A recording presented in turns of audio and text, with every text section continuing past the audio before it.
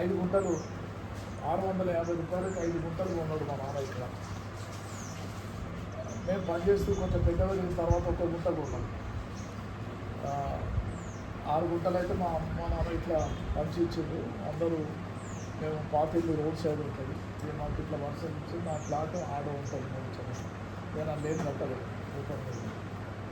ఇక నేను స్కూల్ పెట్టినా కాబట్టి వాళ్ళ పెద్ద మనుషులను అమ్మ నాన్న చూసుకోరు, ఈ అన్నదమ్ములో ఉంటాయి పంచాయతీ. అట్లా వాళ్ళు ఇబ్బంది పడద్దని చెప్పి నేను పనిచేసి నేను కష్టపడి 2000 సంవత్సరంలో ఈ 5 గుంటల జాగాను కొని మా అమ్మ నాన్న కూడా కట్టినారు.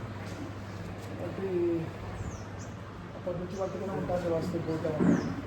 మొన్న వచ్చి తాళం తీయగానే నాకు ఇప్పుడు ఆశ్రమం రెడీ ఉన్నది.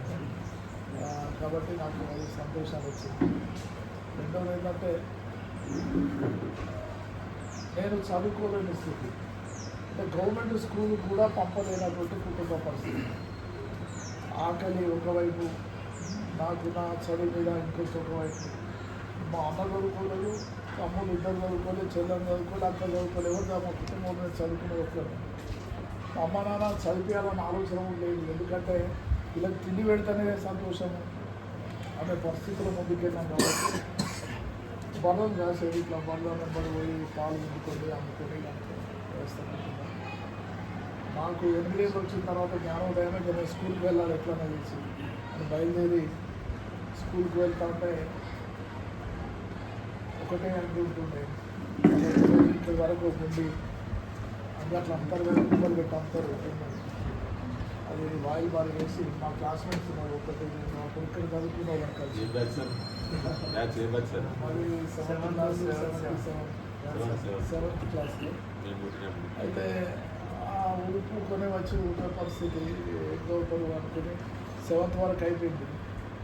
నేను సిఎస్ఐ స్కూల్లో చదువుకోవాలి అనుకుని, అది కో ఎడ్యుకేషన్ ఉంటుంది, అలా చదువుకోవాలని నా కోరిక. నేను బాగా ఇస్తున్నా కాబట్టి అందరు గర్ల్స్ బాయ్స్ ఇద్దరు కలిసి చదువుకుంటారు. మామూలు నాకు కన్ఫ్యూషన్ లేదా ఉంటే నవనీతరావు అనే హెడ్ మాస్టర్ ఉండే, ఇప్పుడు ఉన్నది బతుకున్నాడు. మొన్న నేను ఆయనకు గురుకులోత్సవం రోజున నేను ఆయనకు పాదపూజ చేసినాను. చాలాసార్లు చేస్తా అంటే సారి కానీ మన ప్రత్యేకంగా మళ్ళీ ఇంటికి పోయి చేసినాను. అది బాగా 5 లక్షల మంది చూసాను. నేను ఒక విద్యావేత్త ఎంతోమందికి గురువు, ఆయన గురువు నెన్నుకొని పాదపూజ చేయడం అనేది బాగా చాలా నేషనల్ లెవెల్ బాగా దూరం వెళ్ళిపోయింది. అందులో నేను ఆయన అడ్మిషన్ ఇస్తే అక్కడితో ఆగలేదు. ఇంటర్మీడియట్ కాలేజీనే నేను అప్పుడు కాలేజీ ప్రెసిడెంట్. ఇక్కడ నుంచి డిగ్రీ ఎస్ఆర్ఆర్ కాలేజ్ ఎక్కడ ఉంటుంది, నేను పుట్టినది ఇక్కడ ఉంటుంది, నడుచుకుంటూ వెళ్ళాలి.